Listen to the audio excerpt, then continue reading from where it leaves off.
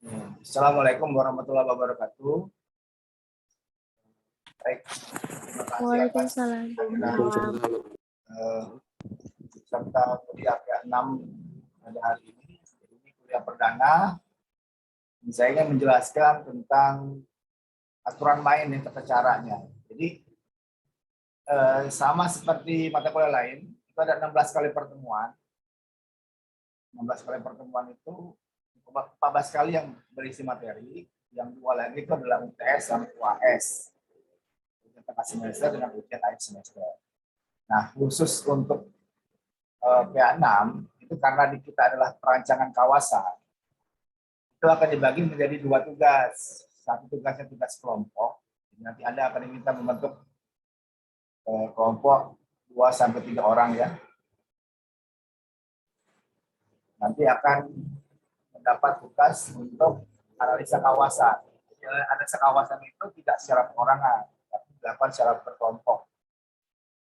Untuk menentukan berapa ketinggian bangunan, apa fungsi bangunannya, bagaimana pengaturan jalur masuk sirkulasi, bagaimana aturan GSB, KDB, KLB pada tiap kawasan yang dipilih. Nah, nanti ujiannya itu untuk nilai ITS. Jadi nilai kelompok itu ada di 8 minggu pertama. 8 minggu pertama Anda buat analisa kawasan kelompok, Anda cari lokasinya, pilih lokasinya, analisa, buat laporannya. Nanti laporannya seperti apa, itu ada diberikan di materinya. Jadi kita menggunakan pendekatan responsive environment. Jadi kawasan yang responsif atau tanggap. Jadi di 2-4 minggu pertama itu saya akan berikan materinya untuk membuat laporan kawasan untuk keperluan sampai dengan UTS. Nah, nanti setelah hasil analisanya keluar, Anda bisa lanjutkan ke pekerjaan perorangan. Jadi masing-masing mendesain bangunan dalam kawasan yang sudah ditentukan kafling-kaflingnya. Jadi pertama Anda cari kawasan yang misalnya mungkin sekitar 3-4 hektar, Anda bagi-bagi menjadi kafling-kafling kecil, nanti Anda tentukan fungsi tiap-tiap kafling itu apa bangunannya. Pada umumnya adalah bangunan kawasan fungsi campuran ya, mixed use. Nanti dari situ presentasi, habis dari presentasi itu lanjut ke desain dari masing-masing kafling. Ini saya ambil contoh pekerjaan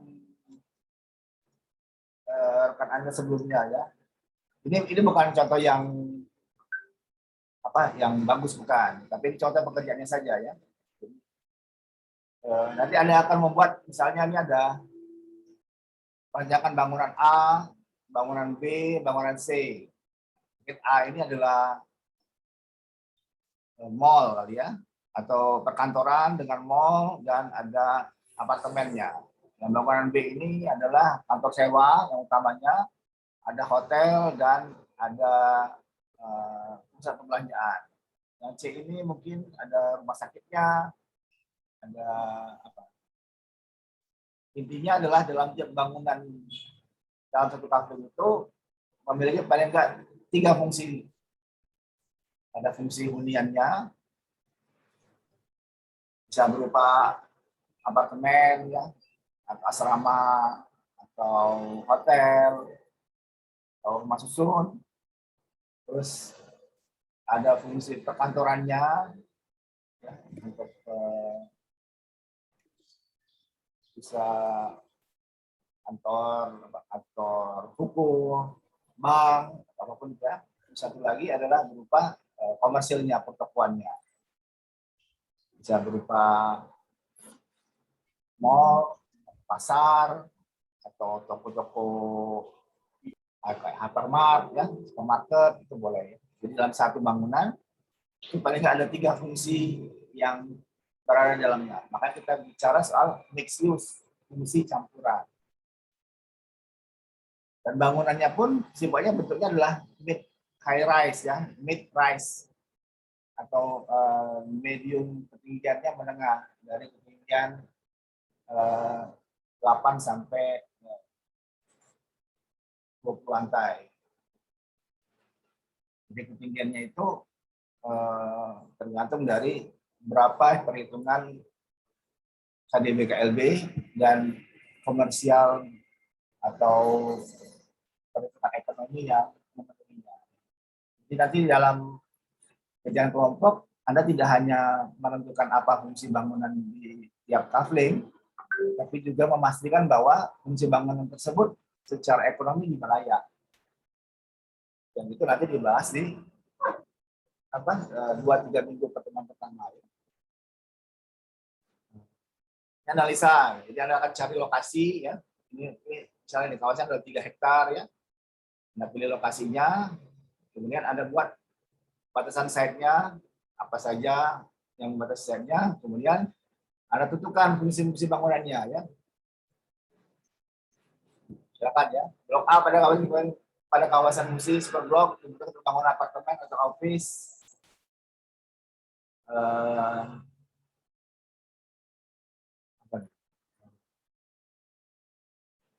Yang berkoordinasi dengan blok B dan C. Blok B adalah pusat pelajaran atau mall, kemudian dan hotel ya. Ini ada hotel, mall. Nah ini aja ini cuma dua ya fungsinya. Fungsinya kurang ya. Cuma 2 fungsi. Kalau ini Anda lihat ada restoran, ada apartemen, terus ada rental office, apartemen dan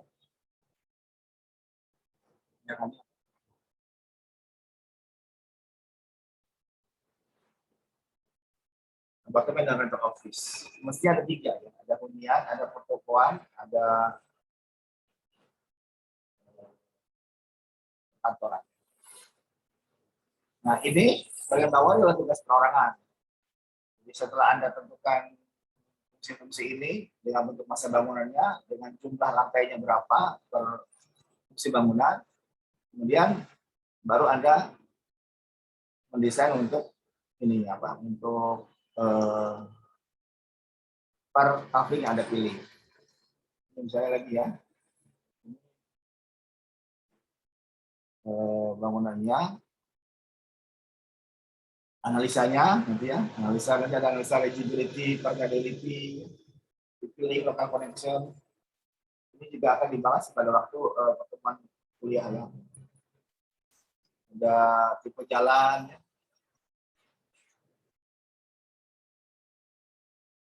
ini ya, tipe jalan, batasannya, potongan jalannya, terus bagaimana potensi dari tiap jalan atau tiap usulan kafling yang dibikin, yang dibuat. Kemudian baru desain bangunannya. Ini blok A punya si Rido, blok B punya Apis, blok C punya Denny Panji. Nanti pada akhirnya 3 bangunan itu akan dimasukkan dalam satu site yang sudah jadi ya, lokasi seperti ini. Jadi setelah Anda buat desain masing-masing kafling, kemudian Anda masukkan kembali ke dalam satu kawasan yang sudah Anda pilih. Ini misalnya ya. Ini berdua nih, Rizky dan Alvin. Sama nih ya. Super blok ininya fungsinya ini nggak ada fungsi ini, nggak ada keterangannya. Ini ada ya. Jadi kalau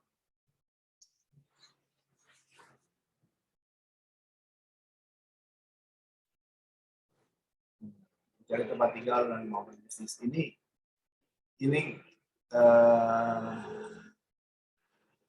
nggak ada keterangannya fungsinya apa, mestinya ada ya.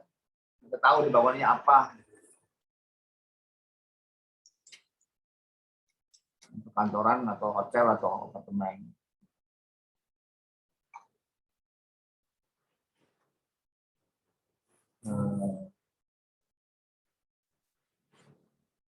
Atau lain ya. lainnya yang Anda bikin adalah seperti ini. Misalnya ini contoh kota, ini sayembara ya, kota Kanal Timur. Jadi ada paving, ada kawasan luas sekitar 2-3 hektar. Kemudian Anda akan bikin pembagiannya secara urban design, rancangan kota, kawasan. Nanti ada analisanya, kemudian usulan desainnya ya. Ini fungsinya apa, fungsinya apa, fungsinya apa, kemudian desain dari masing-masing.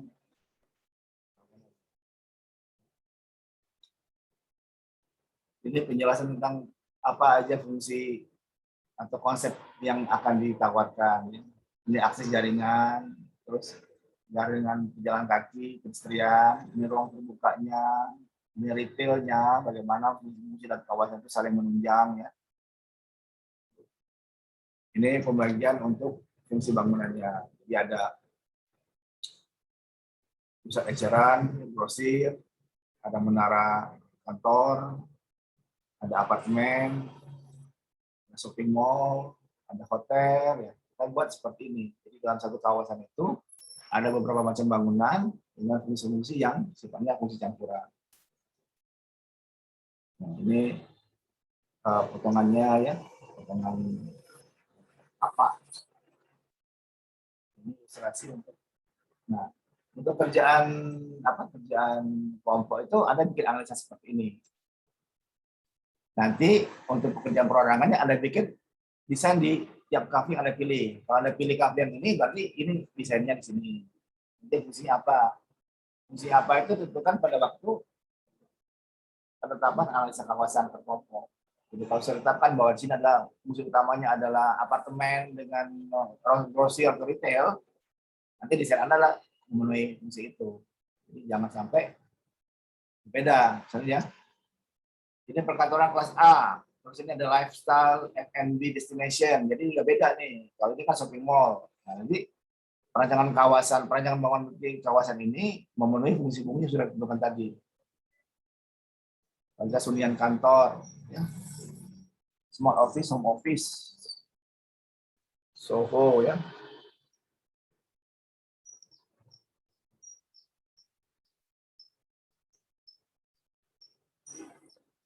Bisa apartemen 4 tower.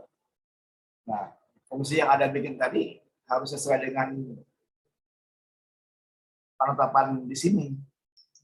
Jadi kalau sudah dibilang bahwa sini akan jadi shopping mall, ya ada buat desain shopping mall. Ini apa?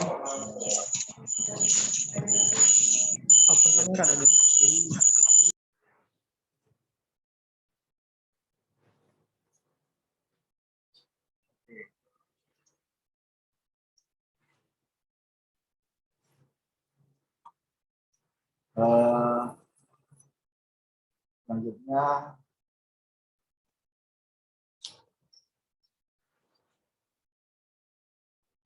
ini saya tuliskan absensi untuk hari ini ya, nanti ada isi dulu dari kolom chat ya.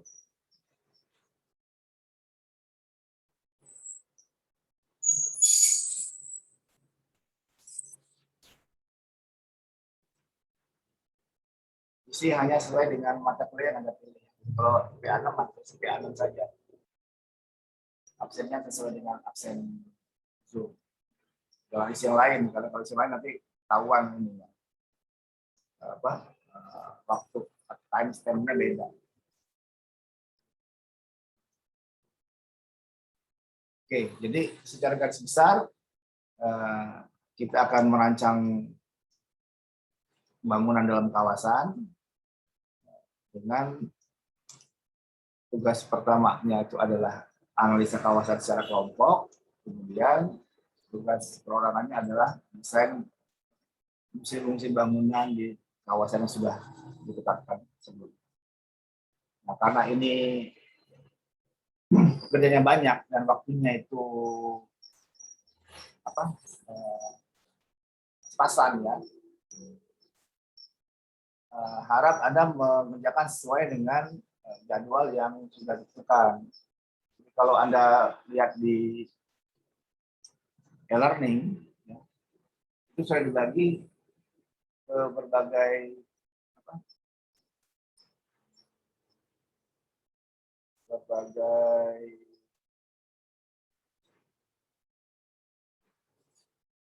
tugas-tugas yang sudah dibagi ke per minggu, ya. Di pembagian itu sudah dibagi ke per minggu. Jadi Anda harus ikuti sesuai dengan pembagian tugasnya, ya. Jadi kalau misalnya, ya, kalau Anda lihat dari e-learning, ya, minggu pertama itu adalah antar, ya, penjelasan hari ini, ya. Kemudian ada tugasnya pembagian kelompok kawasan. Nah, jadi minggu ini Anda harus masukkan nama-nama Anda dan anggota kelompok Anda. Terus lokasi yang akan Anda jadikan sebagai materi untuk kawasan yang akan Anda pilih. Usulan lokasi itu harus dikirimkan lebih dahulu, karena untuk mencegah Anda mengerjakan lokasi yang sudah pernah dikerjakan sebelumnya. Pastikan bahwa lokasi itu memang pernah ada yang menganalisa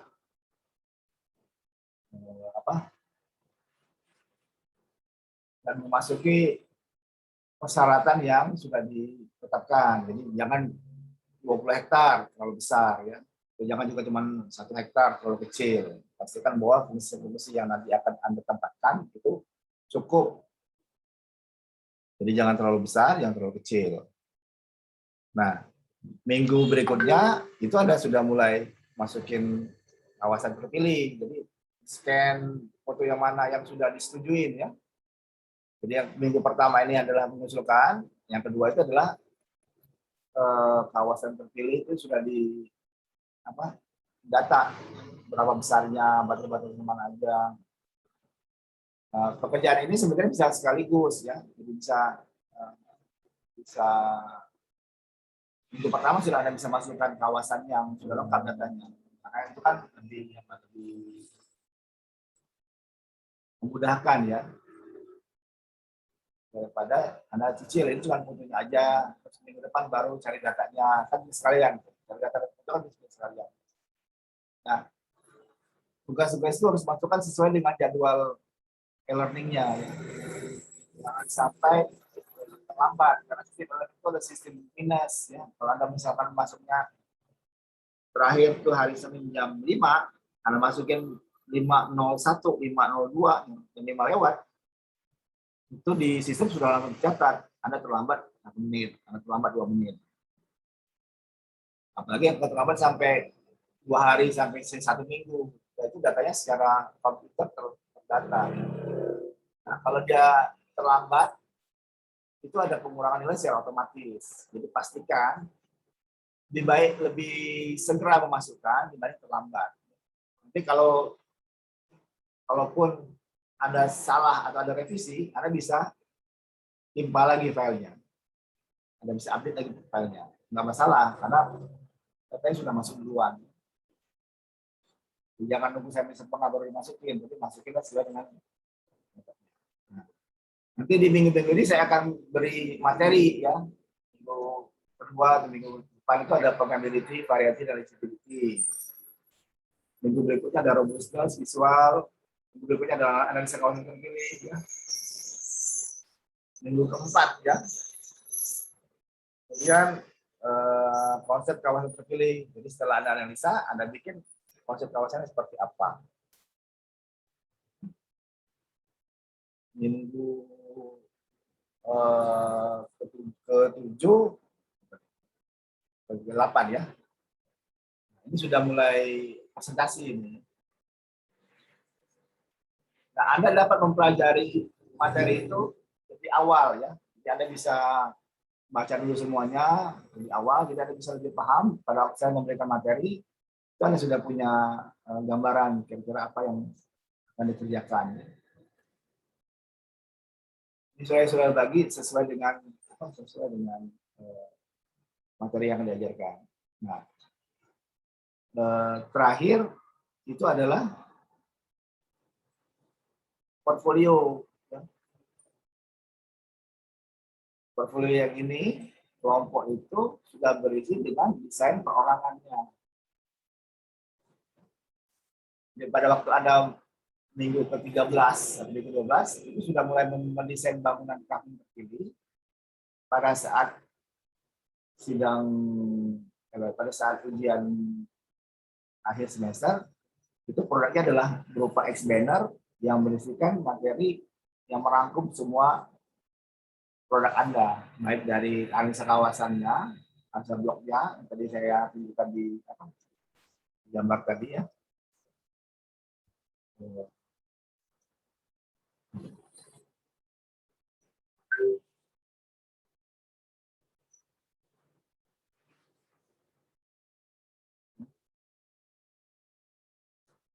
Yang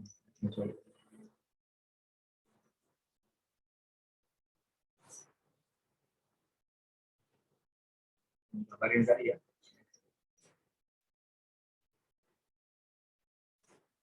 Ini ya. Jadi ada gambar ininya, gambar kawasannya.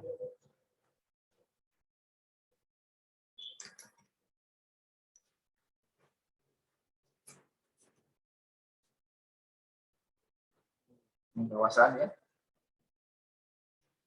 Masing-masing desain dalam coupling. Terus ada analisa kelompoknya. Analisa ininya apa?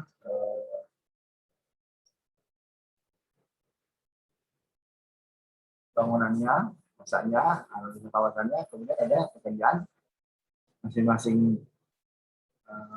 anggota kelompok.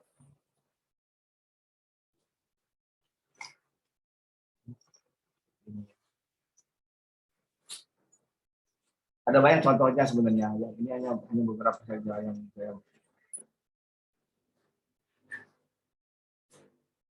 analisa ini. Jadi nanti semua produk Anda itu hanya akan dirangkum dalam satu lembar presentasi yang berupa produk X-banner. Namanya format untuk pamerannya. Jadi semua langkah-langkah tadi dimasukkan ke dalam produk seperti ini.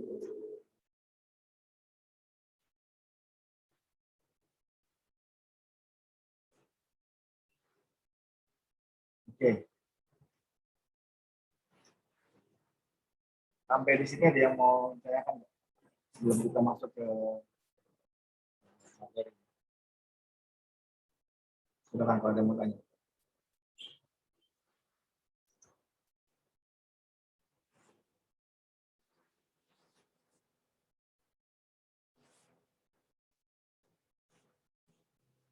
Oke. Kalau nggak ada, kita akan mulai ke materi ya.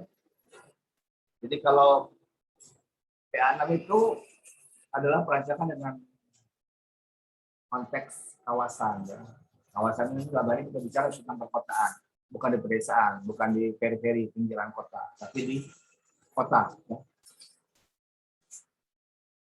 Nah, kalau Anda lihat bahwa selama ini kalau Anda mendesain, itu biasanya hanya terpaku pada coupling lokasi di mana Anda akan bangun. Tapi sebenarnya kalau kita bicara kawasan atau urban design, itu coupling di sebelah Anda, di kiri kanan Anda itu juga akan sangat berpengaruh. Maka begitu bangun Anda jadi, bangun Anda itu akan memberikan dampak terhadap lingkungan yang luas.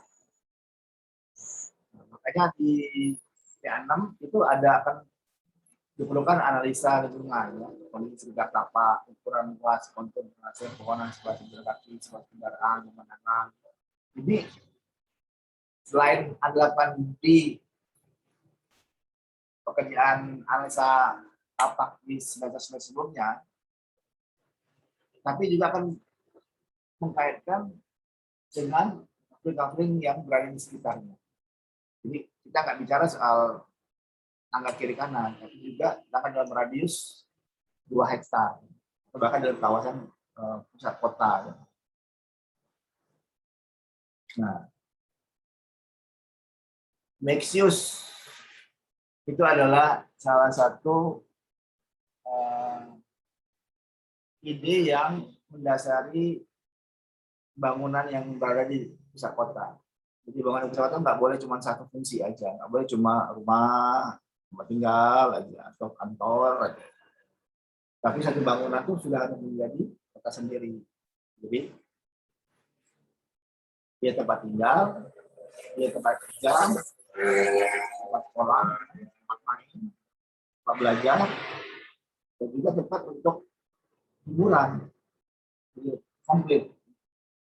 Karena masalah kota sekarang misalnya ada macet ya, orang kerja buang waktu untuk dari rumah ke tempat kerja itu bisa hilang 1 jam, apalagi kalau main jauh, apalagi kalau macet. Jakarta itu waktu orang hilang di jalan itu karena transportasi ya, karena komuter itu bisa sampai 2-4 jam. Jadi kalau kerja jam 8, dia jam 6 sudah harus jalan. Karena kalau dia berangkat jam 7, itu pasti nyampe bukan jam 8, jam 10 nyampe-nya, karena sudah terjebak macet. Begitu pulang juga, jam 5 pulang, itu nggak bisa langsung pulang. Kadang-kadang pulang baru jam 8 atau jam 9 malam. Karena menunggu ya, antrian. Sebelum pulang, biasanya mampir dulu, macet ya. Nah, untuk kota-kota lain yang belum terlalu macet, itu kesempatan untuk memperbaiki itu masih sangat besar dibanding dengan kota-kota yang sudah padat ya. Tapi dengan bangunan sifatnya single use, ya, bukan.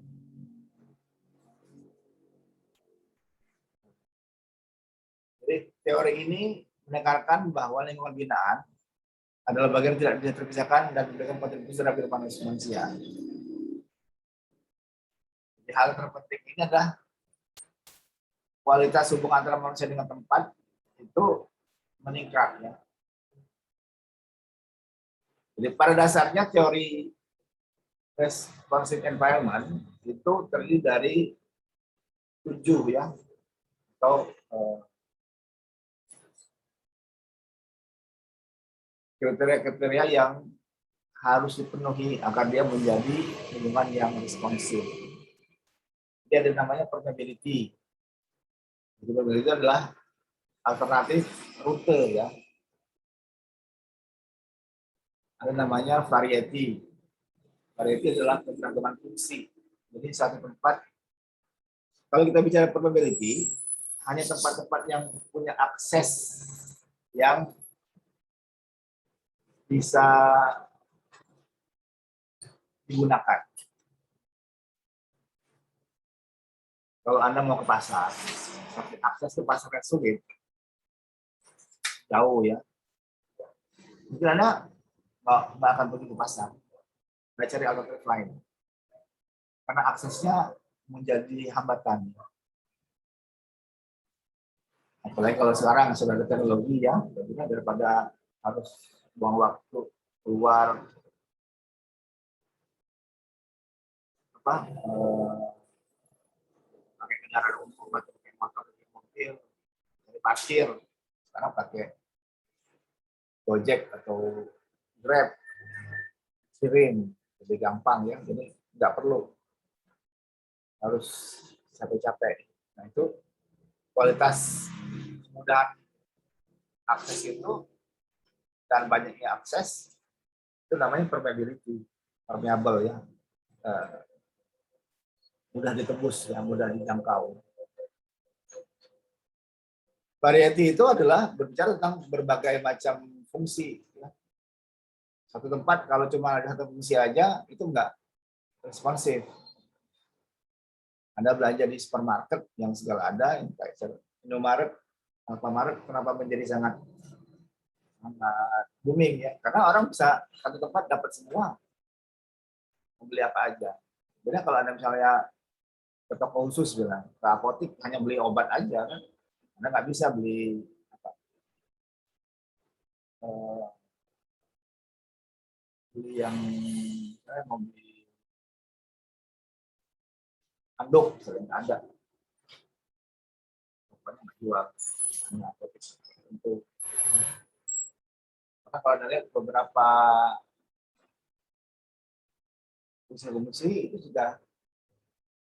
sudah memberikan banyak alternatif atau berbagai macam layanan tambahan ya untuk membuatnya lebih bervariasi. Dapur ya, dapur itu bukan cuma untuk masak ya. Dapur bisa jadi tempat makan, bisa jadi tempat ngobrol, bisa jadi tempat untuk belajar, ngajarin anak di dapur. Tapi kalau dapurnya untuk masak aja, ya bisa juga. Cuman dia menjadi kurang menarik ya, kurang hidup. Kalau hanya masuk dapur hanya untuk masak. Makanya kalau Anda lihat desain dapur sekarang kadang-kadang bukan hanya di belakang, ada yang di tengah, ada yang terbuka ya. Karena dibuatkan fungsinya tuh melebar ya. Banyak fungsi-fungsi yang bisa dilakukan di dapur. Legibility bicara tentang kemudahan tata letak yang dengan demikian mudah bagi orang memahami apa yang ada di situ, penjelasan. Jadi kalau Anda ke suatu tempat misalnya, dengan mudah Anda bisa mengenali, oh itu bangunannya bangunan ibadah. Kenapa? Karena ada kubah, itu masjid, itu gereja. Oh ke sana itu stadion. Kenapa? Karena kemudahan orang memahami tipologinya. Jangan salah. Jadi fungsi kantor berbentuk seperti kantor, fungsi rumah seperti rumah. Terus gimana kalau misalnya dia ada bangunan yang tampak luarnya beda dengan fungsi dalamnya? Sepertinya kantor atau rumah sakit. Itu berarti dia kurang legibilitasnya, kurang mudah dipahami. Semakin mudah dipahami, semakin informatif, semakin baik. Kemudian ada robustness. Jadi suatu tempat itu bisa digunakan untuk beberapa kegiatan berbeda, bukan hanya fungsi yang ditujukan untuknya. Kayak tadi ya, kayak dapur tadi ya, bukan untuk cuma masak aja, bisa yang lain. Di lapangan bola, bukan cuma untuk main bola, main kasti boleh, main kejar-kejaran boleh. Jadi tidak hanya untuk fungsi yang telah ditentukan, itu namanya robustus. Kayak trotoar di depan toko-toko itu bukan hanya sebagai jalur sirkulasi, tapi juga bisa jadi tempat duduk-duduk, orang foto-foto, tempat orang kaki lima jualan, tempat apapun ya.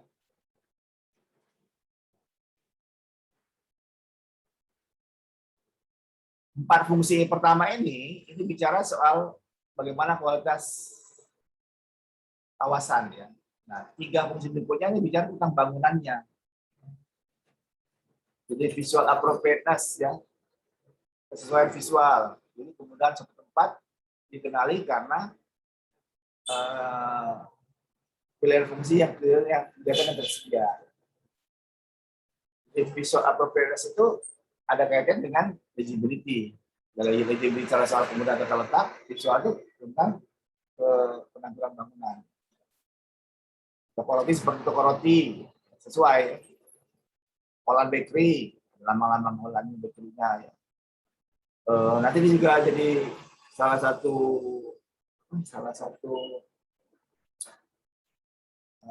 masalah ya, karena ada beberapa bangunan-bangunan yang sudah mempunyai namanya corporate identity ya. Jadi business corporate seperti bank ya.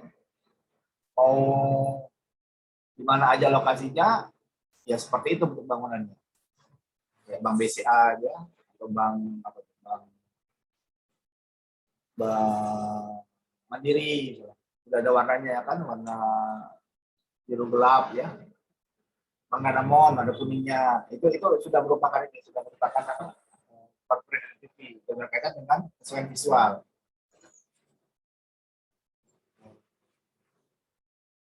Kemudian ada discuss bicara soal apapun kecuali penglihatan ya.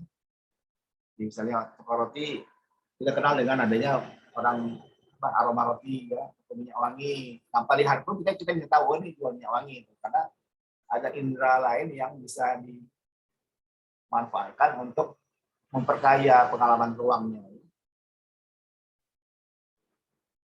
Kemudian adalah personalisasi berkaitan dengan bagaimana orang menempatkan ciri khasnya pada bangunan itu.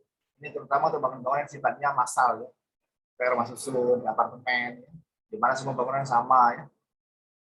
Rumah susun itu kadang-kadang kalau kita lihat blok A, blok B, blok C itu sama aja.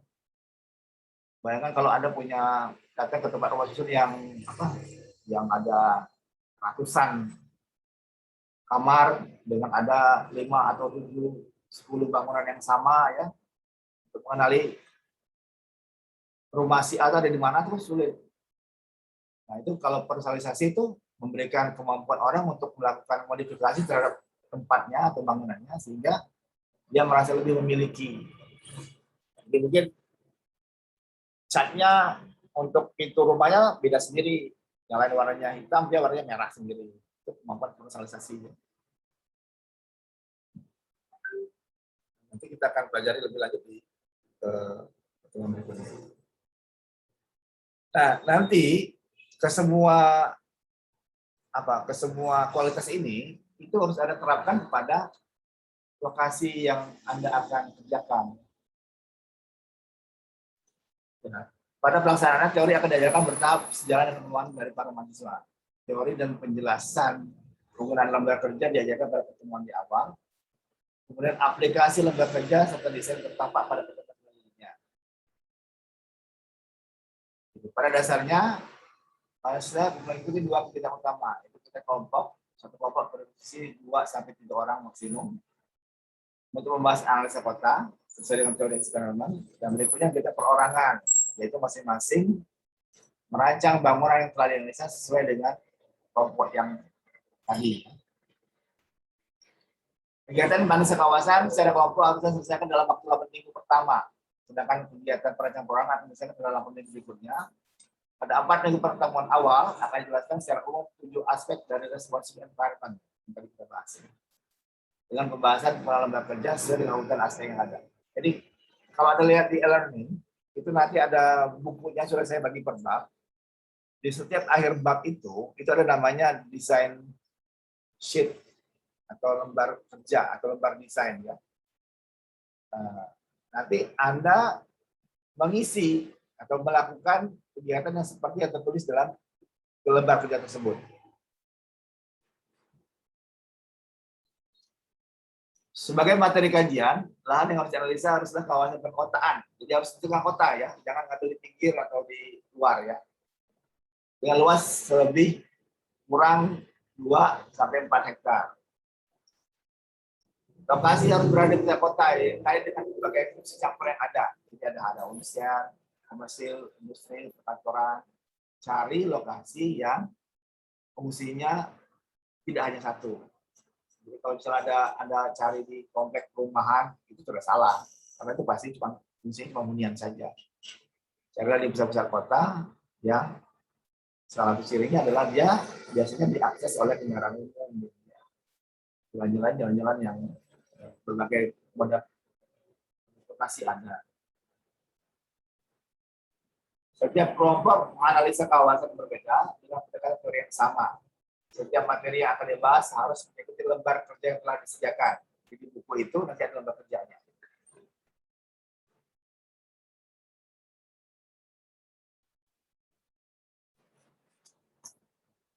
Setiap materi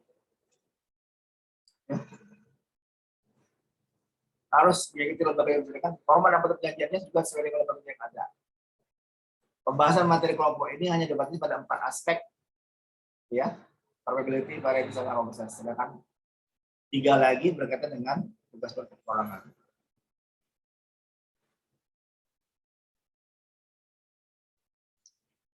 Pemilihan lokasi dan kelayakan sebagai objek harus diasosiasikan, ya. Nanti setelah ada kiriman ke saya cek, kalau saya bilang oke, boleh ada lanjutkan. Kalau saya bilang enggak, harus ganti karena sudah pernah atau misalnya ada masalah lain, itu Anda harus cari lagi sampai lokasinya itu disetujui, ya. Kriteria umum berdasarkan lokasi punya kosa, keberagaman fungsi yang ada serta kompleksitas dan keluar informasi yang ada. Peta, ada aturan tempat.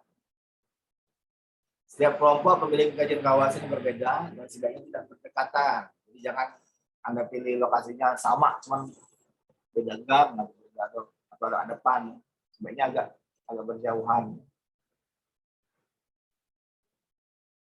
Kegiatan pengkajian kawasan ini dilakukan di kelompok akan menjadi diskusi dan interaksi antar mahasiswa sehingga kesimpulan analisa biasanya lebih kaya. Jadi Anda nggak usah kerja sendiri, tapi sama-sama. Juga akan ada interaksi, ya. Bagaimana Anda misalnya membahas, tapi ternyata pendapat Anda nggak disetujui.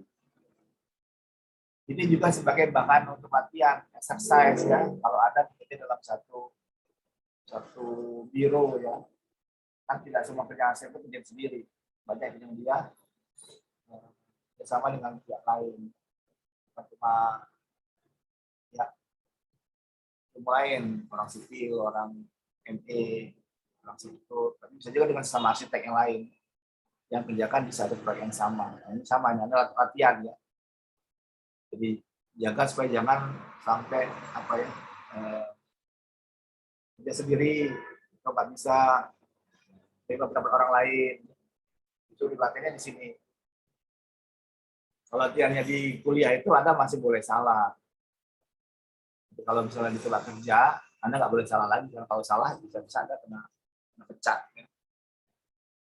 Jadi harus lebih toleran dengan pendapat orang lain. Karena tidak semua pendapat Anda itu benar. Bisa jadi pendapat teman Anda itu lebih masuk akal. Ya.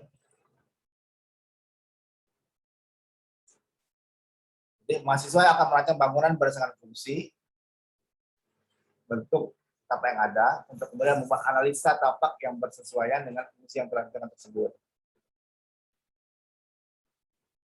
Jadi hasil kajian analisa perkotaan ini akan menjadi batasan perencanaan kafling untuk perorangan. Jadi kalau Anda tidak menyelesaikan analisa kawasan, Anda tidak bisa mendesain bangunan di kafling, karena kaflingnya nggak ada.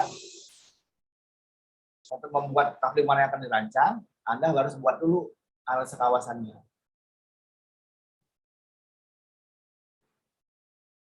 Setiap aspek responsive environment memiliki implikasi perancangan untuk kemudian disertai dengan lembar kerja atau checklist yang harus dilakukan oleh mahasiswa. Dengan panduan yang tersebut itu akan sangat mudah mengetahui dan menilai hasil yang telah dikerjakan. Setiap aspek disusun berurutan dan bertahap dan dibagi per bab pembahasan. Semuanya saling berkaitan dalam proses pembahasan. Setiap aspek dibahas secara ringkas, nanti akan dikupas detail pada tugas kelompok. Semuanya itu nanti akan digabungkan menjadi satu kajian lahan yang terpilih. Jadi, kurang lebih adalah seperti itu materi. 8 minggu pertama kerja kelompok, 8 minggu berikutnya adalah kerja perorangan. Tapi kerja perorangan ini tidak bisa dilakukan kalau kelompoknya itu enggak selesai. Hal pertama adalah carilah anggota-anggota kelompok yang Anda bisa kerja sama. Kalau nggak bisa kerja sama, kalau saya jadi kelompok, nanti akan kesulitan sendiri Anda. Bagi tugasnya sesuai dengan kemampuan. Kalau Anda sudah tahu temannya nggak bisa kerja, nggak usah diajak. Nanti akan kesulitan Anda untuk menyelesaikan. Kerja kelompok itu adalah kerja yang dibagi secara kelompok, bukannya satu orang kerja yang bukannya untuk nama, nggak seperti itu. Kalau seperti itu, kerjaan aja sendiri. Dan pada dasarnya kerjaan ini bisa dikerjakan sendiri. Materinya banyak ini memang materi satu orang. Cuma di sini yang dinilai adalah bagaimana kerjasama antar kelompok itu yang akan menghasilkan produk yang lebih kaya, yang lebih bagus, yang lebih lengkap.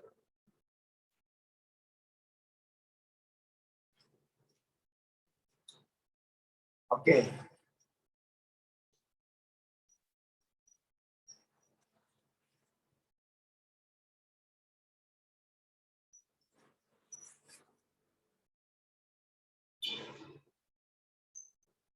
Jadi kalau Anda lihat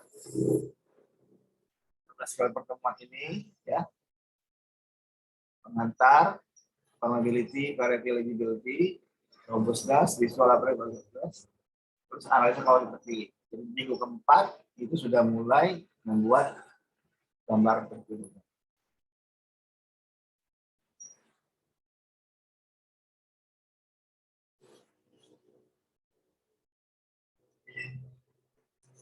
Baik. Sampai sini ada yang mau ditanyakan nggak? Jadi minggu depan kita masih akan ada Zoom lagi. Ya. 4 minggu pertama kita akan ada Zoom. Minggu depan, mungkin minggu kelima sudah mulai pembahasan di produk yang Anda akan kerjakan. Sambil teorinya jalan, sambil Anda menerapkan implementasi teori itu kepada kawasan yang Anda pilih.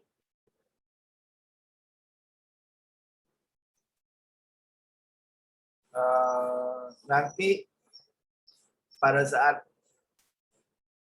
membuat kawasan, ya, itu Anda harus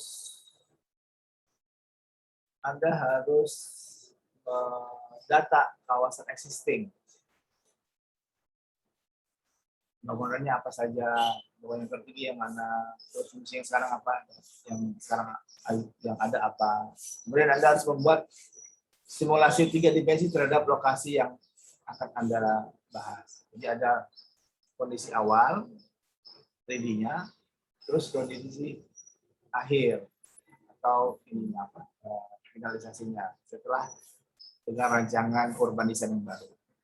Jadi komparasi dibandingkan.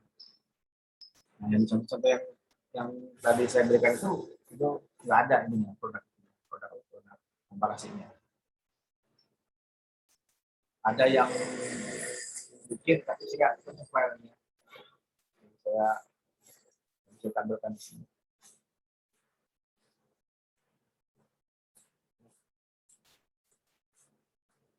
Misalnya nanti ada ya. Nah, saya sarankan Anda untuk membaca ininya, membaca bukunya secara utuh. Jadi Anda bisa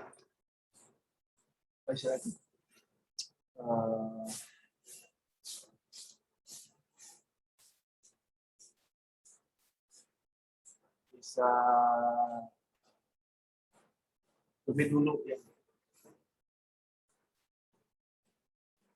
lebih awal untuk memahami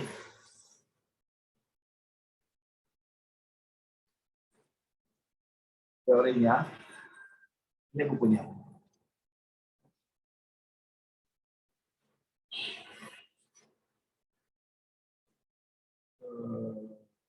Materinya. Nah, 1, 2, 3, 4, 5, 6, 7, 8 itu adalah menggabungkan semua materi ini di dalam satu site. Jadi nanti kalau kita bahas satu ya saya probability ini teorinya. Nah, kemudian ini ada lomba kerjanya satu ya, 1, 2. Ini nanti Anda akan bikin materi.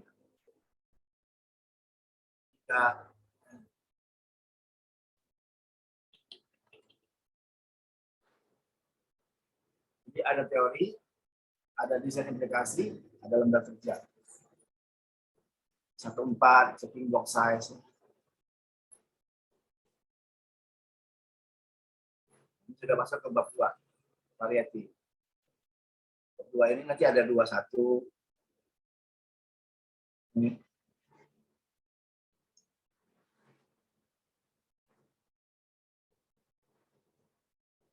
kedua ada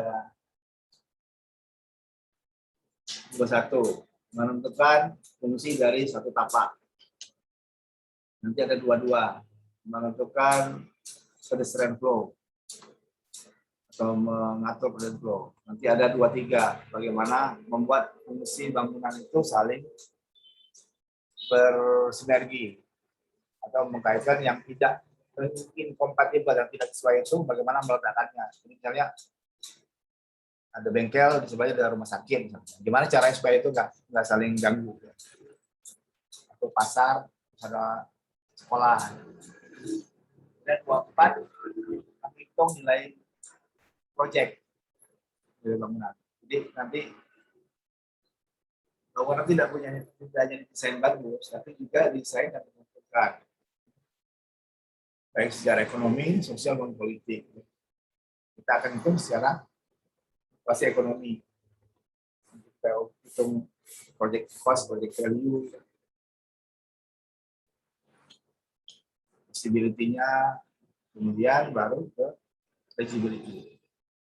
Feasibility tentang bicara tentang bagaimana bangunan itu dengan mudah dipahami ya.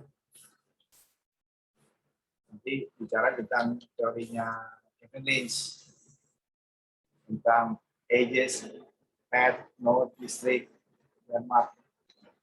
Bagaimana membuat bangunan ada itu menjadi distinct, mudah dikenali dan mudah dipahami. Nah, kita mengikuti panduan buku ini dalam merancang T6.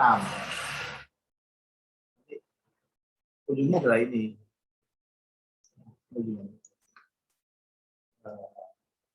Nah, desain seperti ini ya.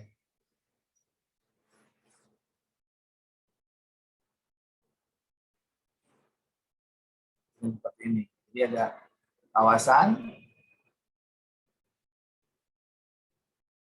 ini jadinya. Nah, ini. Kawasan aslinya adalah yang ini.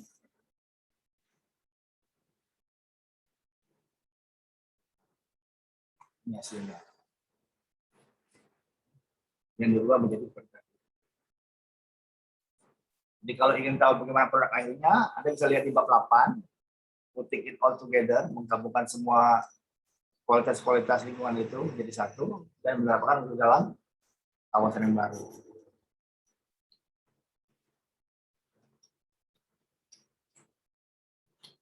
Ini masih analisa-analisa. Ini fungsi ya, fungsi dicek.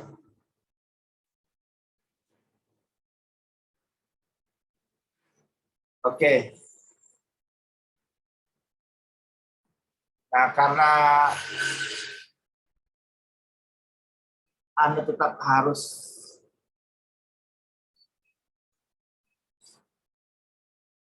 cari lokasi dan membuat analisa data lokasi, itu Anda bisa lakukan pakai dua cara. Ya. Bisa Anda ke lokasi secara fisik, juga Anda melakukan dengan di Google Map atau Google Earth. Yang penting ininya dapat data-datanya dapat. Karena memang kita masih menggunakan sistem kuliah dari rumah ya. Demikian juga nanti pada saat Anda mau koordinasi dengan teman-teman Anda, itu mau nggak mau juga pakainya pakai cara ya, boleh Anda Zoom antar teman Anda, atau WA, pakai apa, FaceTime. Yang intinya Anda bisa mengkoordinasikan bagaimana materi itu dibahas. Ada ininya, harus ada kerjaan kelompoknya.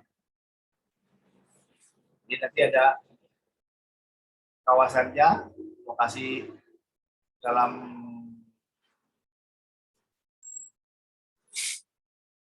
Pulau Sumatera, mungkin nanti ada kota Palembangnya, terus atau posisi lokasi Anda dalam konteks kota Palembang. Ada historical background-nya, dulunya lokasi itu seperti apa, terus kemudian baru dibahas bagaimana analisanya. Ini tadi kan berkaitan dengan probability ya.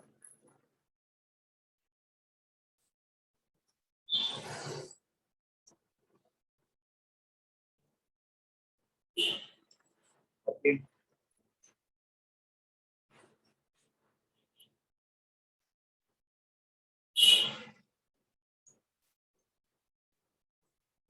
Baik.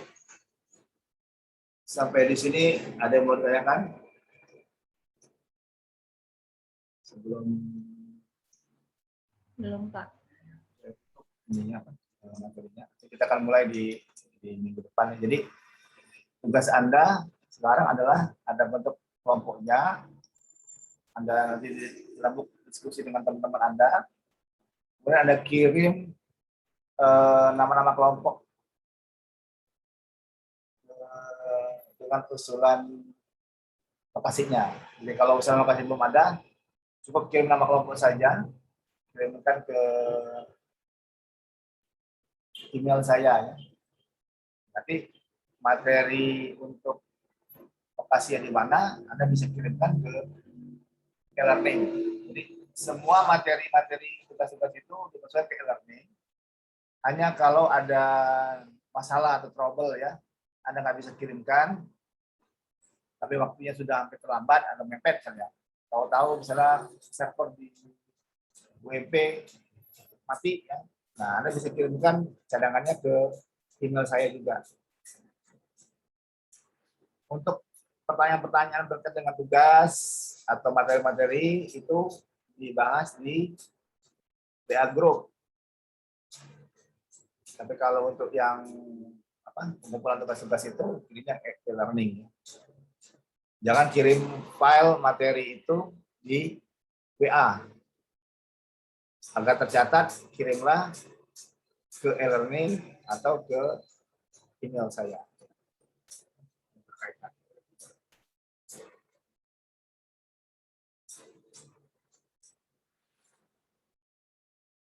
Oke.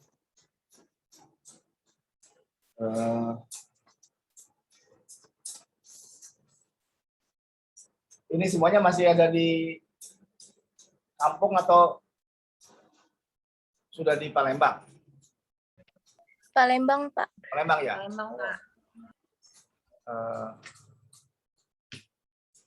Sebenarnya ini memang karena apa? Karena masih belum dibolehkan kuliah tatap muka, jadi memang terbatas ini apa? Kuliah di kampus itu. Kalaupun ada mau datang kampus bahas kelompok itu boleh saja, cuman tadi harus pakai protokol prokes yang ketat ya, karena kalau bagaimanapun kesehatan itu paling penting ya. Jadi kalau harus milih antara sehat atau pintar, lebih baik sehat dulu lah, pintar belakangan. Jadi kalaupun harus ketemu, itu usahakan tetap pakai masker dan jaga jarak, ya. Jangan lengah, karena sampai sekarang pun di beberapa tempat kayak Cina sekarang sudah balik lagi ininya, sudah banyak lagi korbannya varian baru. Jadi jaga supaya tetap nggak tertular. Oke. Sebelum ditutup, saya minta ini dulu, dinyalakan dulu ininya, kameranya di sama dulu.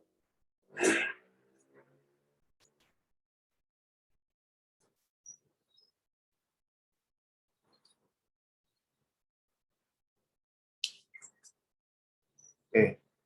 Apa nih? Oke. Terima kasih. Jadi kalau untuk ininya nanti, untuk pembagian kelompoknya, saya serahkan kepada kalian ya. Mau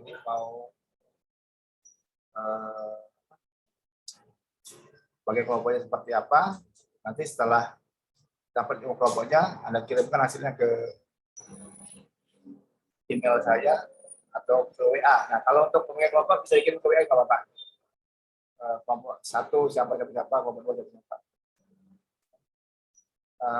Pastikan bahwa rekan kelompok Anda itu bisa Anda ajak kerjasama dan Anda nyaman bekerja sama dengan mereka. Jadi jangan sampai nanti dapat kelompok tapi ada sendiri nggak bisa kerja. Ada berapa tuh? Ada 1, 2, 3, 4, 5. Bisa 5 ya, bisa 5 kelompok. 2 sampai 3. Tapi kalau ada misalnya yang ganjil ada 2, itu bisa jadi 4 orang juga nggak apa-apa. Tergantung ini ya, tergantung besaran kawasannya ya. Anda pastikan kalau Anda bagi kawasan, kalau dibagi 4 terus jadi seberapa besar coveringnya. Kalau terlalu kecil lebih baik bagi 3 aja. Atau kalau kelompoknya banyak berarti kawasan harus lebih besar. Oke, demikian saja. Jadi terima kasih atas kehadirannya. Saya tutup dengan mengucapkan hamdalah. Alhamdulillah. Waalaikumsalam warahmatullahi wabarakatuh.